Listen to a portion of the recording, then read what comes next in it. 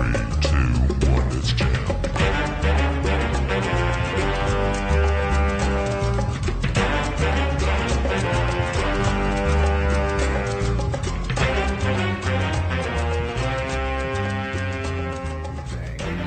Started right now. And what's up?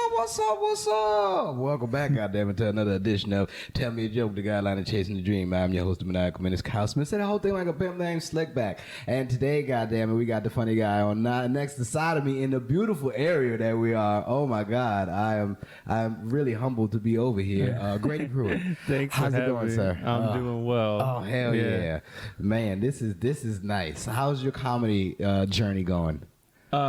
Right now, I'm very excited. Yeah. Yeah, it's been tough. Hell yeah. For Yes, most sir. the entire time. Yes, sir. But right now, I've got some projects that, I mean, the big thing is I have an album coming out in less than a week. So that's what I'm most excited about. It's called What's Happened to Shame. It'll be out on iTunes, Spotify, etc. Eventually Sirius, hopefully. And Hell then... yeah. And then, I've got some. I don't want to announce the other projects because keep it under wraps. You never know when stuff will fall through. One I can announce is my friends Timely Rain, Will Loden, and myself have a stand-up show called Hightail. Yes, I did see that. Yeah, we did the first one, and it was a lot of fun. We had Andy Huggins and Trey Tutson on it, and it was beautiful. It was a lot of fun. We did it in Will's front yard, and that's where that was at. Yeah, that's dope. Hell yeah. We did it in Will's front yard, and we just had we charged $10 for anyone to come, except for, if you're a comic, get in for free, and then we just provided food and drinks for people and try to put on as high quality of a stand-up show as we can, and pay everybody that helps us. Yeah. That's what that's a big thing. That's what we're all looking for as these comics. Yeah. Go ahead and get a little compensation for the work that we're doing out here. Yeah. Because I think every comic has a story of like, I think I've made a lot of money for everybody else, and I'm getting paid pennies. Story of my life, God damn it. So we're trying to not do that. You know what I mean? That's like essentially our goal, and we have a couple models. One is we just kind of want to undersell, over deliver. You know what I mean? Yeah. How long you been at comedy for? So over 7 years. Technically, the first time I went on stage was in late 2015. I can't remember the exact date, but late 2015. But it was one of those things where like I would go on maybe a couple times and then be too nervous to go on for several weeks or a month. You know what I mean? And so I was just kind of like in and out, double in and out. And then summer 2016 in June is when I really was like, if I want to get good at this, I have to like really get out there. I have to be out there as much as I possibly can. And so that's when I really started to go after it. You from Texas? Yeah, I am. I was technically born in Fort Worth, but my family moved before I was 1 year old to Cyprus.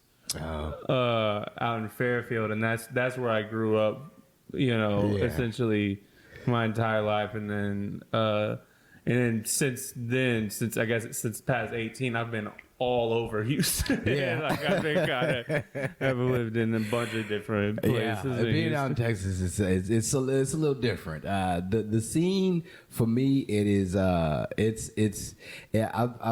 I've spent a year in LA, and it is a little easier to like manage out here compared to LA, but it's still a difficult scene for me as well, because I'm not able to actually, because the whole family thing, got a baby coming and shit, and I've been out here for like 3, almost going on 4 years now, and it's just like, every time I come out, people's like, oh shit, you here now? I'm like, man, I've been here for like 3 years now. So it's like, damn it, am I not doing enough to get to where I need to be? And it just kind of feels like everything's falling at the wayside. It's ironic because I saw you the other night at the Seeger group and I was watching your set and I'm like, damn, this dude's fucking hilarious. And I'm like, I've never seen you before. Yeah. Or if I did, I don't remember. You know what I mean? And then I went up to you. And I assumed you were like visiting from out of town or something like that. I was like, I give that vibe. Oh man, you're funny. You're like, nah, man, I live here. I'm like, what? I was like, how the hell do I not know about you? I was like, yeah. And then I felt bad because I'll be honest, because you know in this.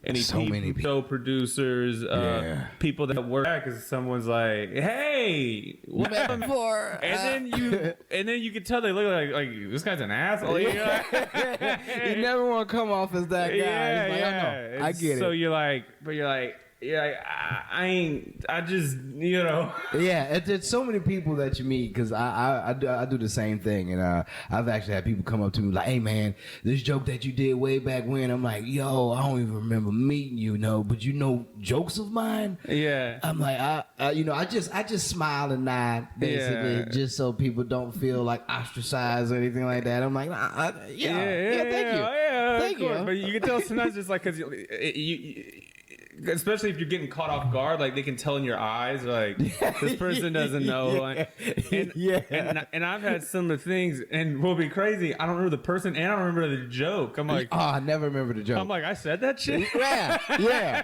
We're like, oh, you got a good memory. Thank you. I'm like, I mean, but then you're like, well, that sounds like something I would say. Thank you for following along. I guess you know. Like I think I said that.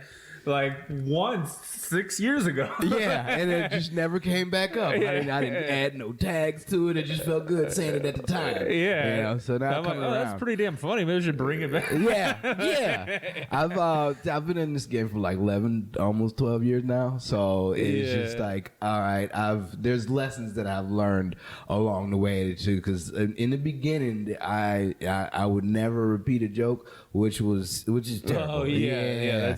It's like, no, I mean, this is good. It's got gold on it. Just add some more fucking chunks to it, you know? And I'm like, okay, you know? And because there's a thing, like, I kind of have something where it's like, you feel like you're a fraud if you're repeating material. Like, you're like, I already said this before. I shouldn't say it again.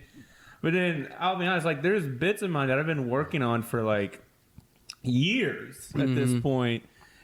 And from what I first said them to now, they're so much better, and everything like that. And so, like, because I thought the same thing when I first started watching stand up. I thought that person just completely improvised, and it does feel that way every time you see it. And that's kind of the trick of stand up, or one of the tricks. There's a lot of tricks to stand up, but one of the things is like there was a tremendous amount of work put into this, and you're presenting it like this is our first conversation. Yeah, this is I just happened to do this. You know what I mean? But really, underneath, you're like, I fucking finally, I got it out to where people can relate and people understand that. It seems like just a normal conversation that I had. Like I just came up off the street and I just felt like telling y'all some shit for an hour. You know? And so it's a whole thing because I've actually put out a special a long time ago, and I didn't put it out. I recorded one. I recorded one back in New Orleans. That's where I'm from.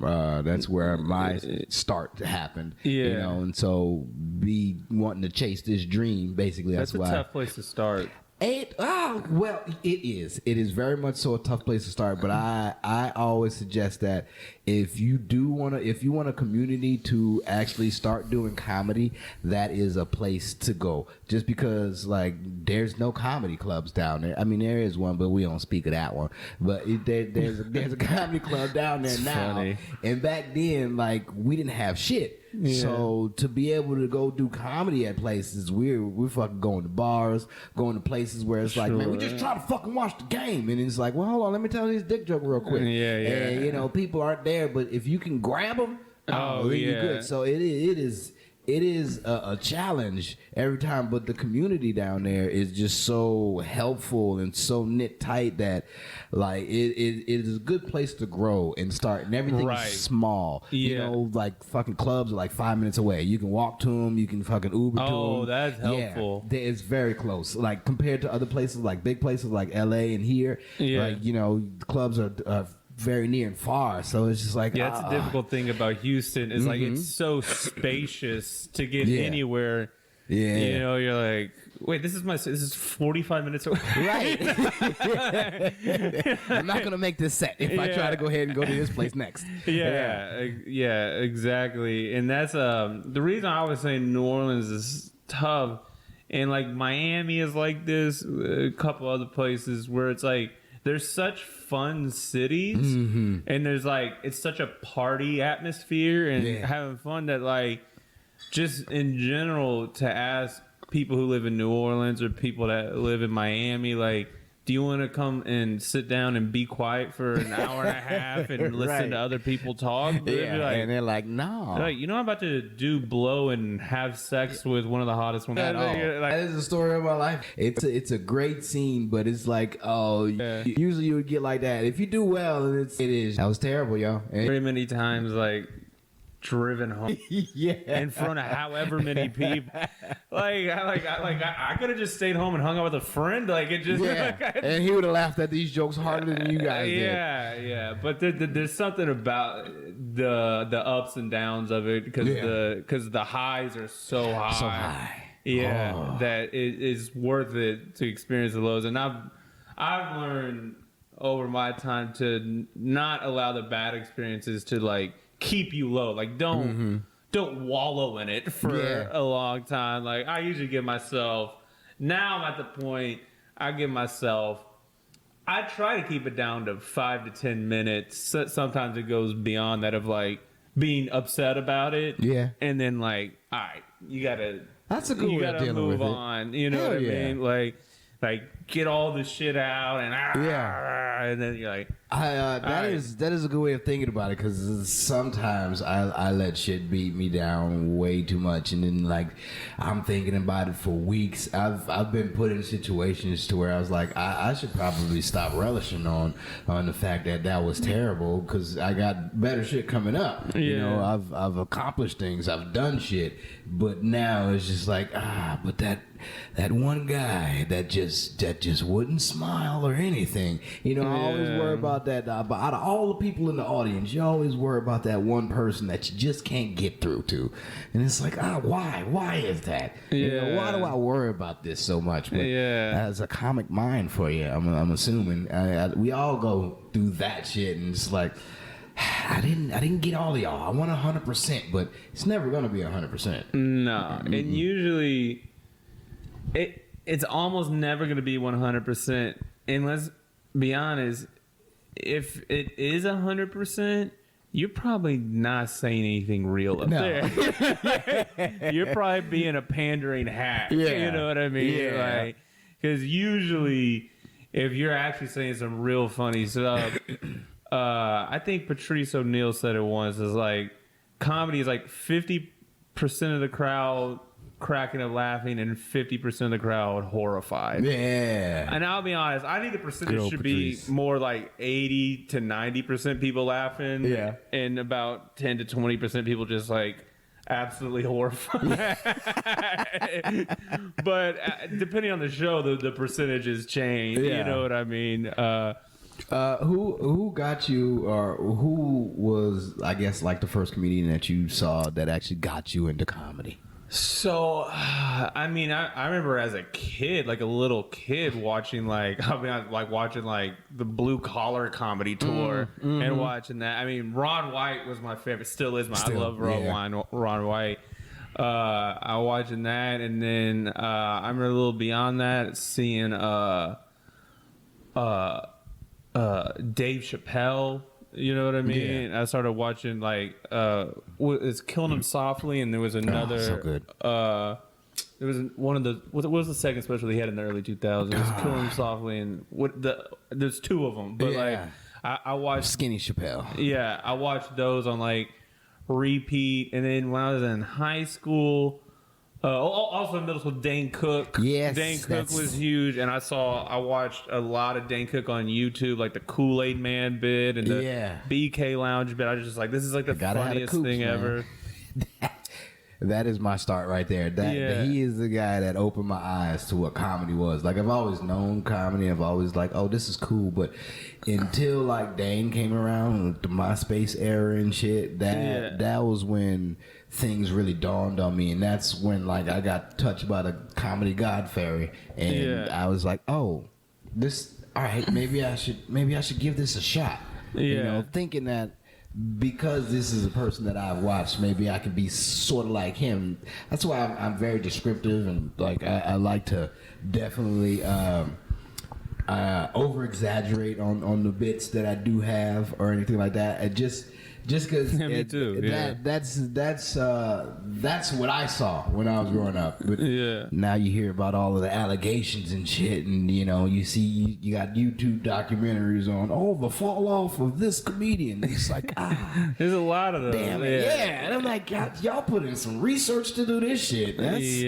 Which is I didn't know most of it, you know, but now that I'm like, but he's my guy, you know, like should I continue with? I'm gonna continue saying that was my guy because I mean he's the one that actually shined the light on what the fuck was funny to me. You know, there's a lot of comics that are influences of mine that you find out did horrific shit or whatever, and you're like, well, I can't change in comedy, but I'm also what I mean. It's like I try to keep my kind, and you just like lately that are actually really good at what they're doing are more thoughtful and more concerned about their image when it comes to actually being a comedian now, because there's just so much shit happening and everybody sees everything now because of the fucking internet. So it's just like, all right, I don't want to be betrayed like this, you know. I don't want to get Carlos Mencia or anything like that. So let's, you know, and let's be honest. Also, like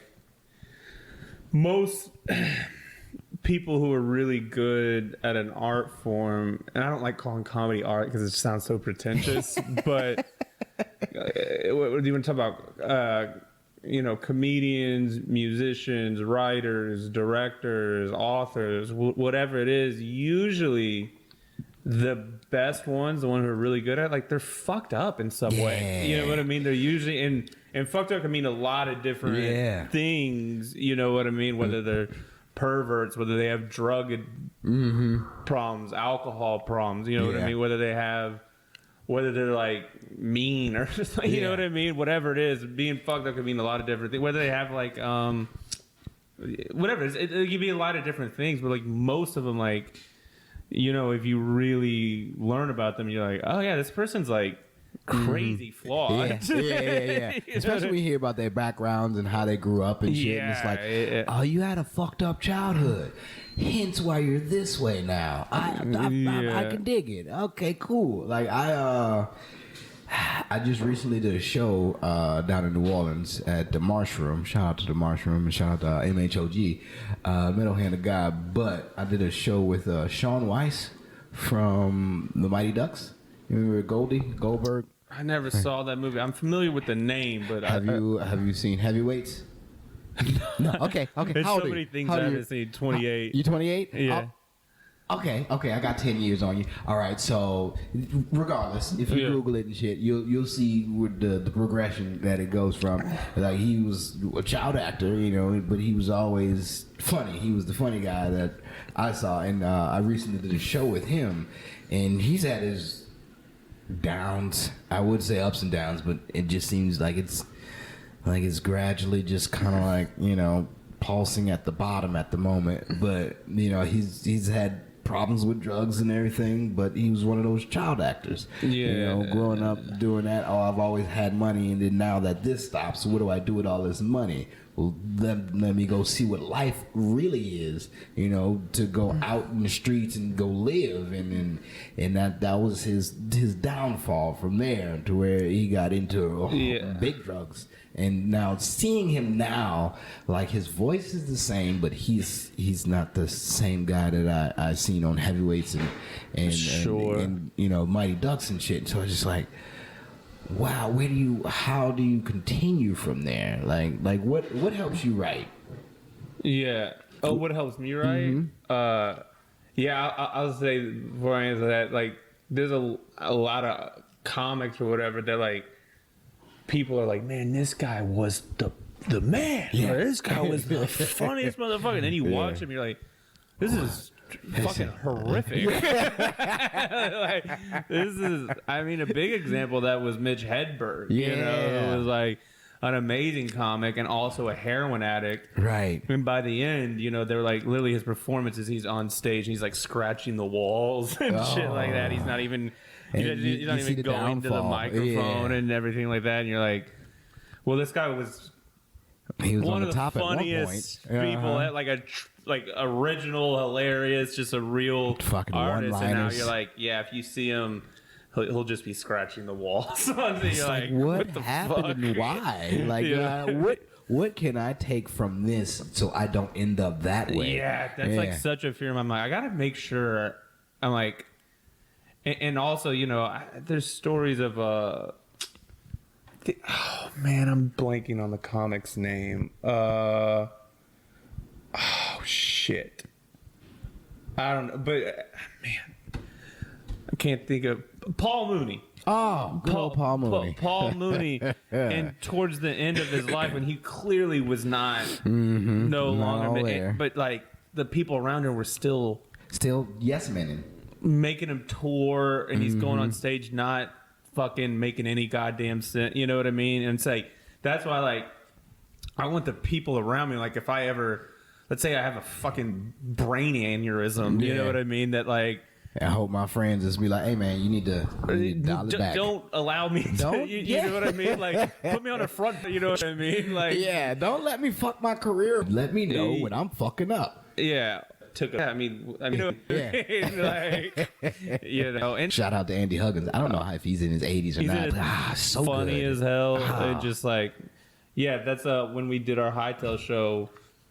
We wanted to make a point to like, we got to get Andy Huggins on, and you know what I mean. That gives me so much hope. Just knowing that I'm, reaching 40, and it's like, this doesn't stop, Kyle. Just keep going. It's okay. The older you get, the better you get. You know, that's how I look at it. I'm like, it's just like a fine wine. Yeah. Just let it age some more, and you'll be good. And Andy Huggins has a special coming out soon. I'm like, because I'm like, it bothers me that I'm like, more people should know about, like, should know about Andy Huggins. You know what I mean? Like, to be that good, to be doing it for that long, to still be like, and to still, when you talk to me, he's not like bitter. He's not, you know what I mean? Like, he just continues to be positive, professional, and friendly. You know what I mean? You're like, you know what I mean? It's just a good thing. But to get back to your question on how I write, man, it's like, in my experience, I write in bursts.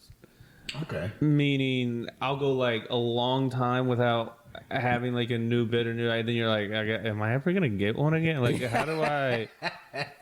Like, how the fuck? And then you're like, how the fuck did I do this in the past? Like, I don't even remember. And then like one day, it'll be a couple of days where I just have like a flood of them. Yeah. And I'm desperately just trying to like write them down or put in voice memos or something like that. Yeah. And then what I like to do is I like to go for walks. There's something about movement in writing. It's like it's helpful to me. You know what I mean? And I like to be undistracted as possible. Like, people are like, oh, I always have my best ideas in the shower. And I'm like, yeah, well, you're not on your phone. You don't have a TV. There's no stimulus. You're not talking to anybody. It's like, you're just like alone with your thoughts. I mean, you have water coming on you or whatever. But like, and I'm like, yeah, because your distractions are away. So now you're able to actually think and process. So I try to find like trails where there's hardly anybody walking on. And I just like walk on them by myself, and that's like a good thing in Texas. You can find many trails. Yeah, you don't have that in New Orleans. We don't have trails at all. Yeah, and I talk out loud to myself. I'll literally be like miming holding a microphone or something there like you that. Go. Yeah, and I'm like, and I'll just be repeating a premise over and over and over again, like just trying to like word it out, you know, and like. I mean, if someone had video of it, I just look like a schizophrenic, insane person. Why is he always talking to himself? Yeah. And then like sometimes like someone will be like walking on the like and they'll pass me and I won't stop talking. I'll just continue. Yeah, I do not they see give you. me kind of a weird look. Like, You're like, yeah, keep going. Yeah, I'm in my own little world. I love it. I love being in my own little world, especially where I stay out is very country and shit. So like I got my own little area. I realized that I got a big enough backyard to where I can just I can go out there and do whatever and not be bothered by anything. I haven't taken advantage of this. I haven't taken advantage of this yet, but now I'm starting to realize more because it seems like I might be at the house more. So at some point in time, I just need to go ahead and have my own little mental space to where I can go and just get away from like the thoughts of the world of the day. Like I just everything that I deal with, because me being an electrician and working out in the elements and shit, most of the time that's where most of my jokes come from. And while I'm not saying that my jokes come from work or work jokes, it's just that this is when my brain is the most indelved into whatever I'm doing. So whenever I do have a premise or something like that, I get more of them at work just because I'm always constantly thinking about that. I'm trying not to get shocked but also I have a task to do. And since this task is getting my brain moving, fucking funny shit pops up. And so, I would take that time and be like, all right, ain't nobody around. Let me hurry up and write this down real quick because this is a good one. There is something about working because like I used to work as a janitor, and most people look at like a janitor as like a bad job. I loved being a janitor. I didn't mind it because I worked in these offices that I only went in while everyone was already out. Like I went at night. So it's time to yourself. Yeah, and it was just myself. Yeah. And exactly, I'd be cleaning and doing all this stuff and scrubbing this, but really, it's almost like I was in a flow because I'm not really thinking about that. In my head, I'm like just going on these crazy daydream or you know what I'm saying, like that thing, and at the time I wasn't even doing comedy, so it's not that's exactly what happens me into words or anything like that. But I've always wondered, like, because you were saying in the shower, is where like the best is like where the best tags come from. Like after I've thought about all the jokes for the day that I'm gonna have in my head, when I get in the shower, that's when it's like, oh, you remember that what you were saying here? You can add this to that, and that'll make it boom. And I'm like, oh, this is good. Okay, I like this. But it's all like just kind of listening to your thoughts and listening to yourself and relying on what is funny. Because most of the shit that we don't have anybody telling us that like, this is gonna work. When you get up there, this is gonna work. You just kind of gotta like believe in yourself. Yeah. You just gotta have a gut instinct, and then usually your gut instinct is right. And because like I've had bits that when I first started saying them like just completely bombed, and I realized.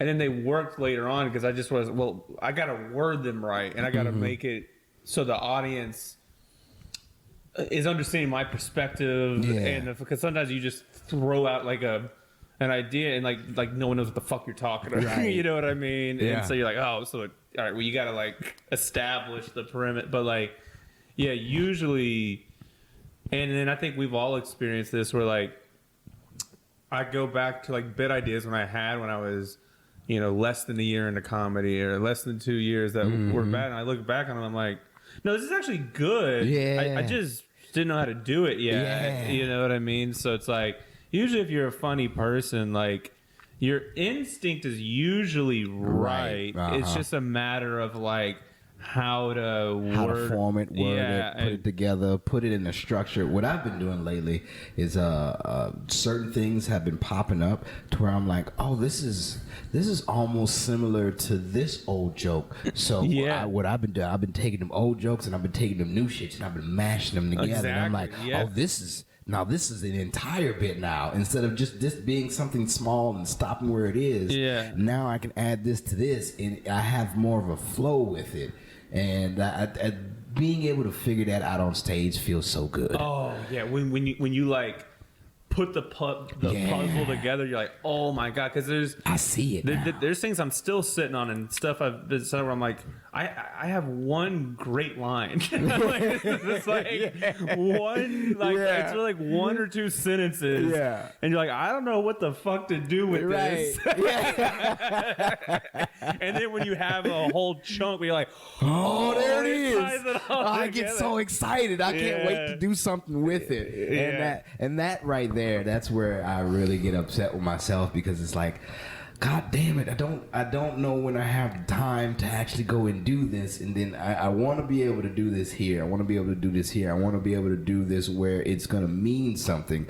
But I'm not in the scene enough to actually like manifest what I'm thinking. And so it's just like, I have it here. Don't lose it. I'm never going to lose it. But, you know, when I finally get to the stage and I finally get to use it, most of the time now it's me doing it for the first time. So it's not flushed out, but it does really well. And I'm like, oh, good. This is good. Okay, I can keep this. But then I don't have the time to go back up and do it again. So I'm like, all right, and it feels like I'm a first year again.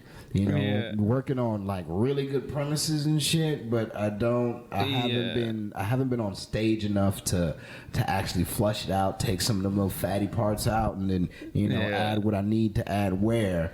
But I have the confidence in my writing ability now to be able to like, okay, this is gonna work like it is. Just, you know, you're gonna have to get on stage more. And what's been feeding me really is I do poetry as well. So that's just like the comedy scene out here, but everybody there is on your side, basically, if that makes sense.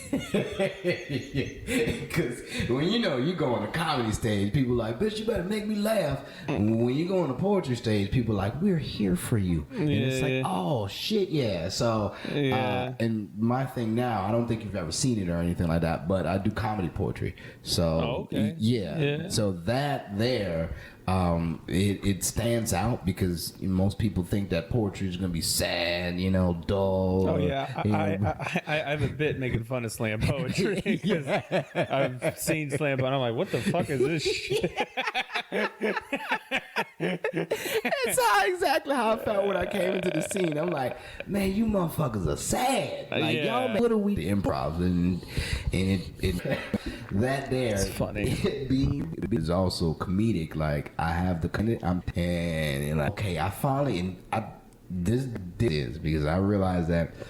And that's what I did. So basically, I take my comedy bits and I take my poetry bits in there all silly, and I put it all together, and I did like an hour special, taped it and everything. But I ain't never did nothing with it because it's just me myself and trying to edit all that shit myself. I don't. It's so much. It is so much. Just like you were speaking, I'm like, oh man, I gotta go ahead and edit this. I gotta go ahead and do that, and then I'm like, I don't have the time, you know. So I mean, my album that I recorded my album over a year ago, and it's just now coming out. I mean, now I'm sure when this is released, it'll already be out. Yeah. But it, and I thought it was gonna take like a less than a month. And it took over a Not year. at all. And you're like, okay, yeah, like it's hard work, and a lot of people have helped me. You know what I mean? But like, I've had a 7-minute set that I did down in New Orleans, which it was shot with 5 cameras at the Dillard University Theater, and I did this like 5 years ago, and like nothing has happened with it. Like, it wasn't my thing. It was something that I did with another group of people, to where I'm like, oh, this is the first time I've been in front of this many cameras before, where, you know, they got to go back, they edit everything, and I'm like, oh, cool. And I've seen my shit, but, you know, it ain't never seen the light of day yet. And I'm like, well, what the fuck was that? I signed the contract and everything. Like, what are we doing with this? Can I get it now that it's done? Like, what? Like, where are we going with it? You had me outside looking ridiculous with a whole bunch of other people, cameras in my face, me being myself. but now you still trying to shop it around. Like these bits are old. Like I've beefed them up and everything, and I'm like, what? You know, like because it in theory seems so easy. Like, oh, just get a camera, shoot yourself, and then put it up, and you're like, oh, this should take no time at all. And then you know, so many people get involved. Yeah. And then it just ends up, and then of course, you know, friends and people got to the show, like, is that coming out? You're like, Yeah. I think so. I don't know. I remember when you did it. I remember when I did it too. Yeah. What's going on? I don't know. I'm working It's out on of it. my hands now. I'm lucky that so far the people that I've worked with have all been like professional and good, and like everything that they said they're gonna do, they've done. You know what I mean? Yeah. And because we've all worked with other people in the past that like say they're gonna do something, and you're like, great. Yeah. And then like the day comes, you're like, hey, what happened to that thing? And they won't even like respond to you. Like, are we not friends? Did I do something to you? Like, what happened? Like, I literally, if you could just text me back and be like, sorry, I'm busy, I could do it later. I'm like, That's oh, it. great. It only takes a few seconds. Yeah. I know you have so much time during the day. You can't even look at my shit. I don't. you're like, do I go with somebody else now? Yeah, I'm not sure. If I want to do this again, but now I'm still waiting on this. I definitely don't want to use you again if this is what it's going to be like. Yeah, and it's also like, I don't want to take the years that it takes to learn this skill set. Yeah. Like, that's why I'm going to pay you money. Yeah. And that's why this podcast does not have video, because I'm like, you know what? I'm not trying to learn nothing new right now. Yeah. Like in the beginning, I bought so much shit that I thought was going to help me out with this career. Like I wound up, then it's like, well, you need a camera, you need to start recording yourself. I'm like, all right, so I got a DSLR. I'm like, cool. You know, I'm like, oh fuck. I gotta set this up myself. I gotta make sure I'm in frame myself, you know, and then I gotta go home and edit it myself. And it's like, I just want to write these jokes. Yeah, I don't want to have to think about all the other shit. Dealing with like sound equipment and like video, like I'm like, I literally like I'll it drives me insane. Yes. And the thing is about now being a stand-up comic, it's like really all most of us want to do is write some jokes and tell them on stage and hang out with our friends. Yeah. Like that's really all we want to do. It. But now it's like, you need to start up a whole production company, and you're like, oh, what the fuck? You're like, you need a studio. You got to get a studio and and it's so the opposite of our skill sets. Yes. You know what I mean? Like, yeah, I got to be a jack of all trades now? Yeah, what? Comics, someone's like, what's the quality on that? Yeah. To TikTok, because I have no idea. Yeah, it's funny. Yeah. Like I'm like, how do we produce this? And then it's like, you know, you're dealing with comics, and it's because comics are. I love comics, obviously, but it's such extreme, bizarre personalities. So much. Oh my god! And it's just like trying to plan stuff with comics is some of the most like I've thrown like you know, my girlfriend and I threw a couple house parties. And we'd invite her friends, my non-comic friends, and comic friends. It's so funny. You send the invite to everyone that's not a non-comic. They get back to you so quickly. Because they ain't got nothing else to do. We ain't thinking about nothing else. I will be here. What do you need? Or no, I can't make that. And then like comics, so helpful. It's literally like they'll never reply, or they respond like 10 minutes before the time. They're like, so where is it? You're like, I sent you the address. What do you What the fuck? You know what I mean? And then they're like, what's going on here? You're like how are you this poorly? Well, you disconnected. We saw each other just a few days ago. You didn't even mention this. Like, what the hell? Yeah. And the difficulties, especially just like doing this podcast itself. Like, I've been doing this for like 3 years, going on 4 now, and it's just like, you know, trying to get with people is one thing, but then also trying to get people to remember that, hey, we had this going on, and getting together with that. Oh, the difficulties of it. You know, on top of, like, if I was to try to do video with this, then I would have to bring that with me, and I'm like, Nah. Yeah. And like, I mean, you know, now I use the calendar, my phone to like everything that I've scheduled, and you know, I don't have a car right now, so like I was like, all right, like that's the thing. It's like I complain about this, but I'm also like, well, I'm difficult because I have a bunch of problems. And I try to be professional and respect people's time, and anything that I can't do, I try to give them proper notice. You know what I mean? And it's like certain comics don't even think that way. People are like, fuck it, I can't do it. He'll be all right if I don't say nothing to him. It's like, shit, I won't. I'm just a comic just like you. Yeah, I'm in my head all the time. You show up somewhere and they're like, no, that was canceled. You're like, well, how did I know? Yo, I have a man. I just, it'd be nice if people just, you know, keep abreast of things. Like, let me know when shit goes down. I've went to a show twice to where I showed up at this place on time, and these are places that you don't need to show up on time. You just need to show up there, and things will go. Because when you show up on time, this shit never starts on time. People ain't never there yet. You know, the show it doesn't fill out. So I've did this twice, and I was like, you're not gonna give me a third time. Like, I've pulled up at a show and to where the fucking doors were still locked. Like, I go up and I'm like, it said it's supposed to be open. I came here 30 minutes late just so I can be like, you know, prepared for, just so I can just stroll in and do what I got to do. And nah, the doors are still locked. I'm like, man, what the fuck's going on? And then I look around. I'm like, I look on the internet and shit. And I'm like, well, it seems like nobody said anything to me.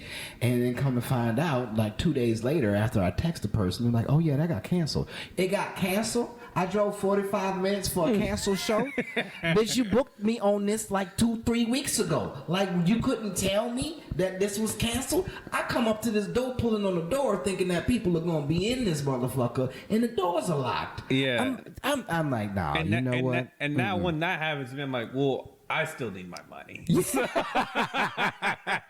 Right. I was like, show's canceled, but I've been booked. And, and here's the thing. My God. If you cancel on me, you know, a week in advance, all right, whatever. You know, shit happens. Thank you for letting me know. Yeah. But I'm like, what?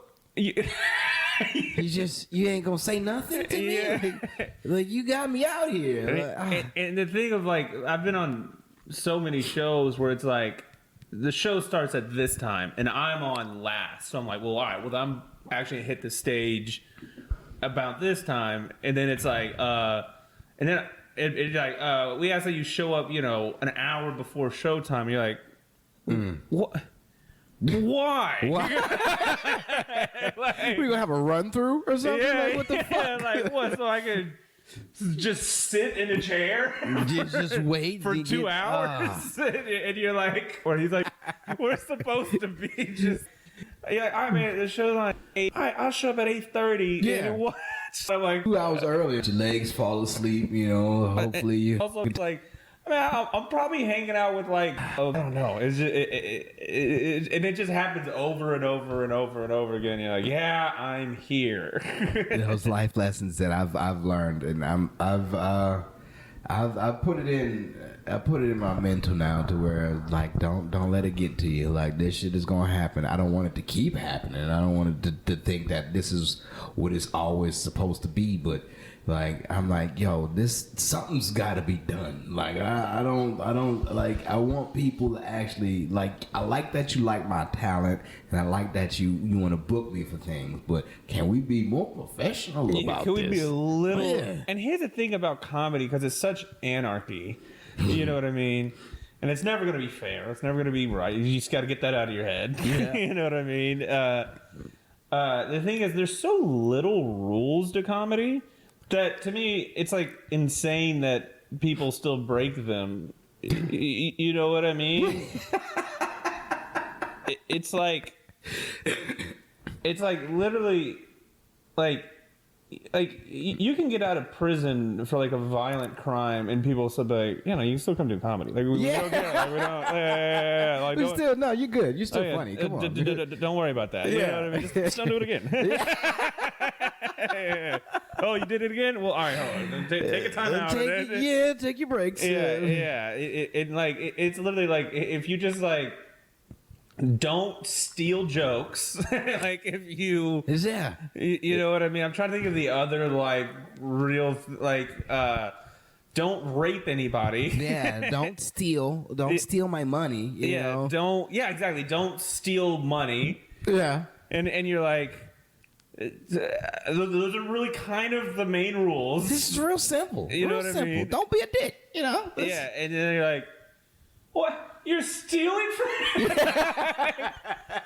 Oh, Jesus. What the fuck? Hey, come on, dude. I thought we've had an agreement. No, Yeah. this is what it's going to be. I never know what goes through some people's heads most of the time. But I understand as comics, we're not like the normal people. So whenever we do go around, we have a different way of thinking about things. We always look at things as in a grand scheme because we take in everything. We're very observational about what we see, and like I don't want the bullshit to because I can read the bullshit when it comes. I'm like all right, I'm gonna trust you on this, but I feel as if it's bullshit coming, and I hate when that happens. I just like I don't want to fall for all of the pandering, for all of the mishaps that you're gonna have. I understand you might be going through some shit, but don't let me. You know, I don't want to go through it as well.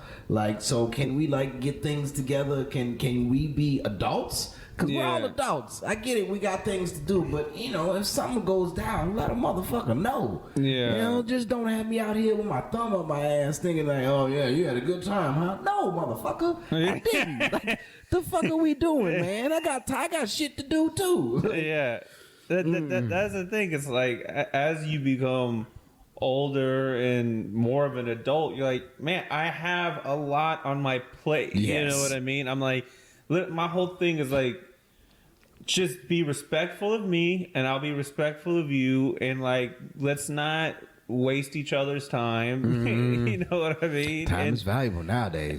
And it's like, and I'll be honest, to me, I give way more leniency if you're younger. Like if you're 20 years old and you do some bullshit, mm-hmm. I ain't really gonna be mad. I'm like, if you're 53 and you're doing and you still do that fuck bullshit, like, come on, you have not learned yet, sir. What are we doing? How have you? I'm like, because I've done all the bullshit in the past. You know what I mean? But like, I'm like, you know, I was fucking younger. You know what I mean? Yeah. But I'm like, those life lessons I have learned from them. Yeah. And it seems like you haven't even jotted them down when you fucked up. It's like I don't. No, there's certain places that I've dealt with.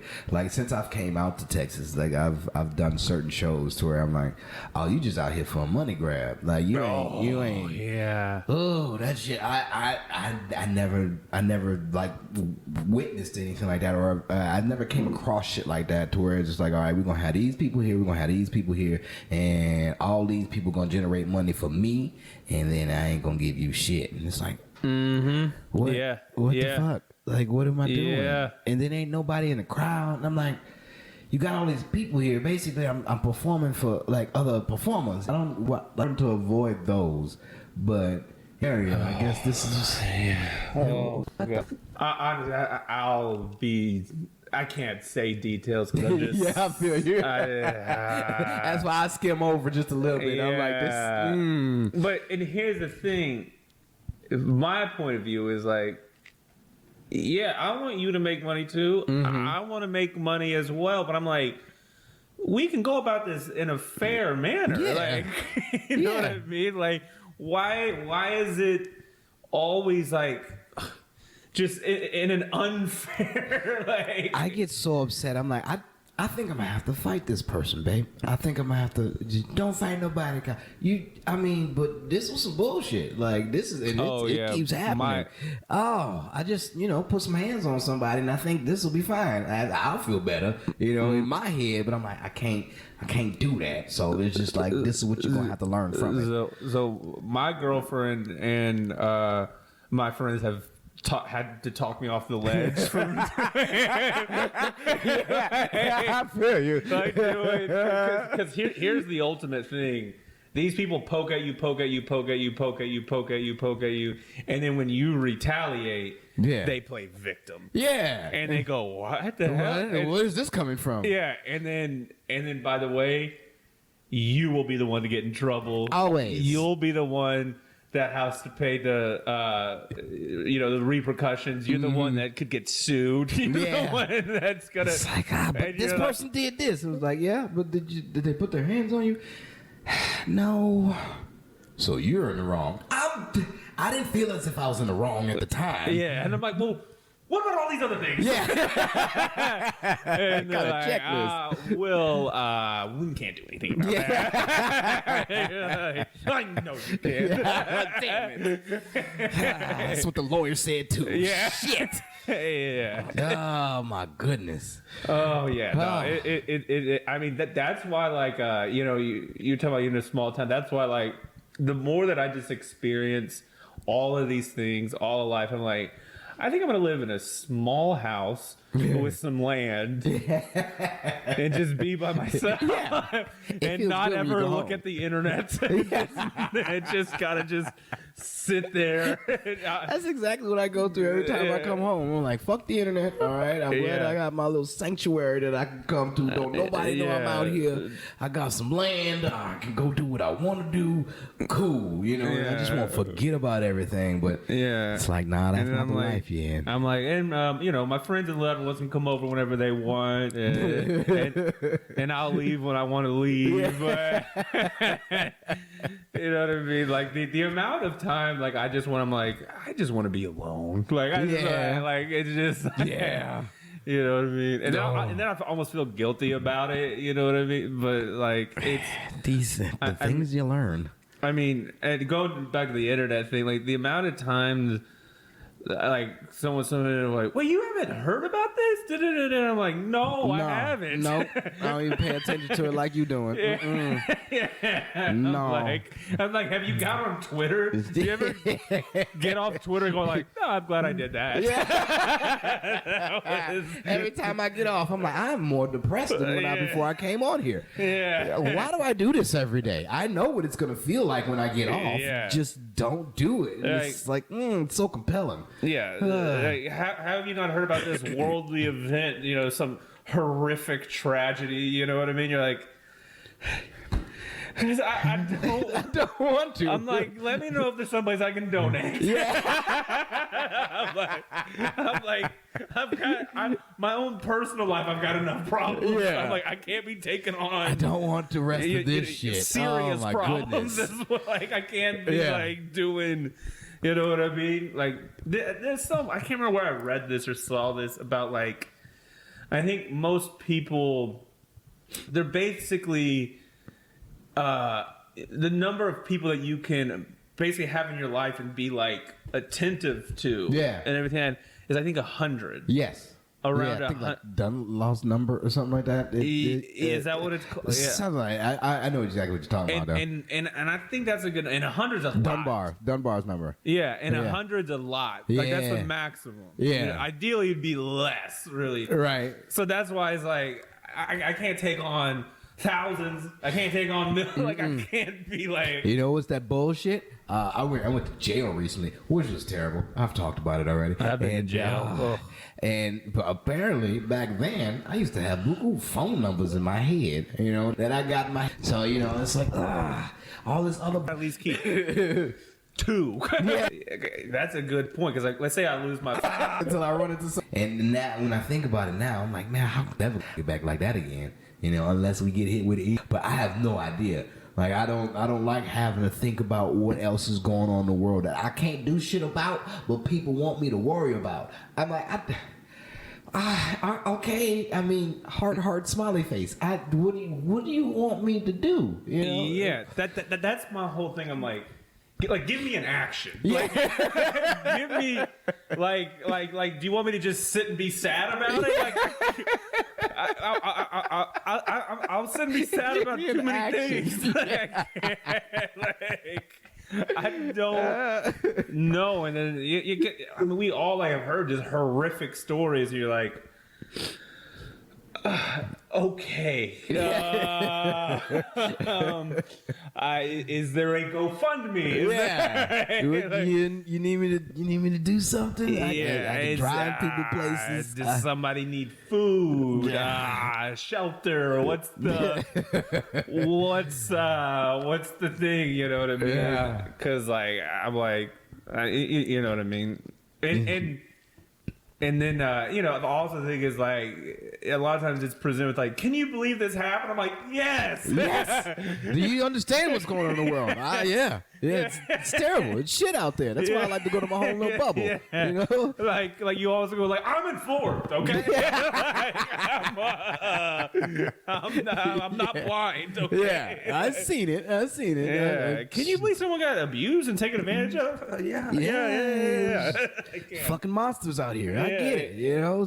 Yeah. I'm sorry. The thing that I try to go back to, because we can sit and tell all these horrific stories. The thing that I try to go back to is I personally believe the amount of good people who are respectful and caring and like trying their best way outnumber the people that try to take advantage and abuse people. Like that's just something that's like, I mean, if I no longer think that's true, I mean, I'm just going to put a shotgun to my head. Like, it'll just be, I'm like, all right, I'm out. That's why I only got so many friends now. I'm like, shit. In my experience, the majority of people from all backgrounds are like just trying their best and helpful and kind, respect. That's been my experience. Yeah. You know, the unfortunate thing is the people that aren't that way seem to get in power. Yeah, it's so crazy. Yeah. It's like, are you money hungry, or you just what is it? You just like to be able to rule over people and not face the repercussions of it. And then you go like, what's their actual skill set? Like, what are they good at? You go like, their only skill set is taking advantage of people. That's it.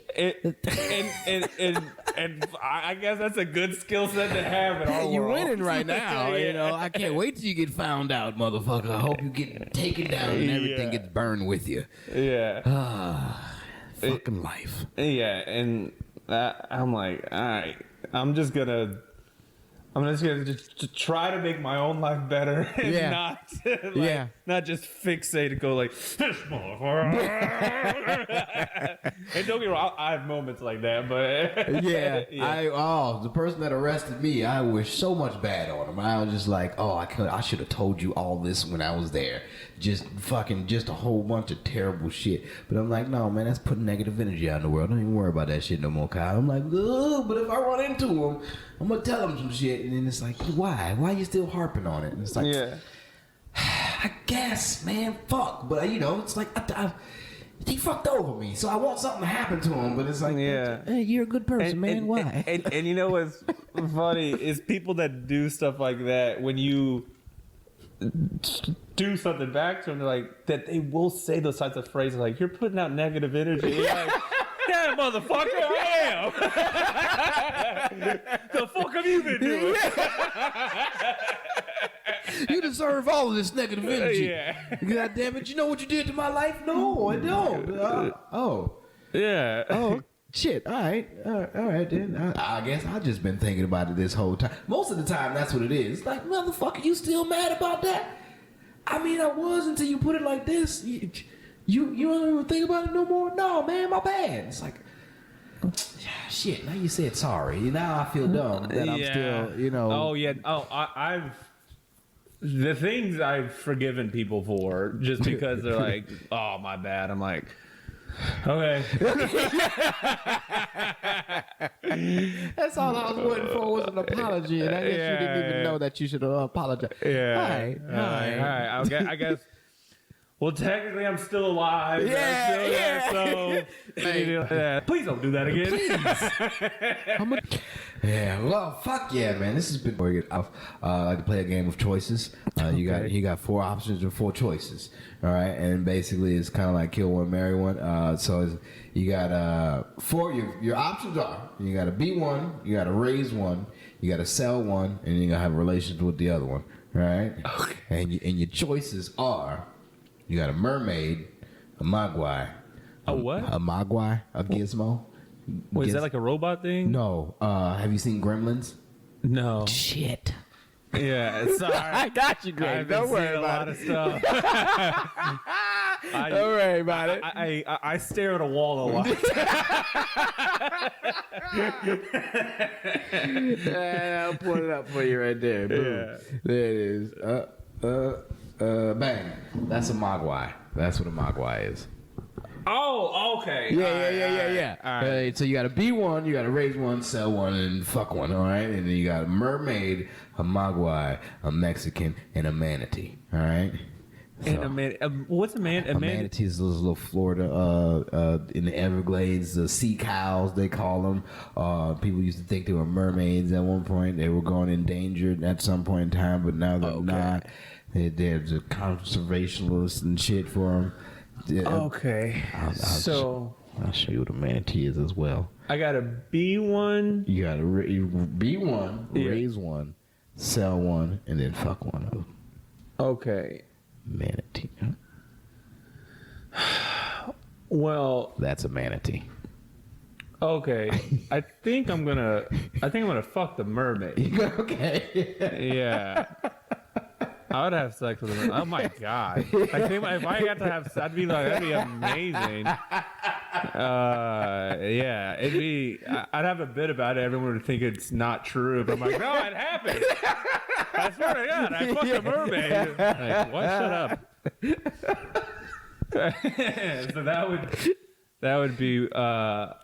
Is it B1 and raise one? Mm-hmm. Okay.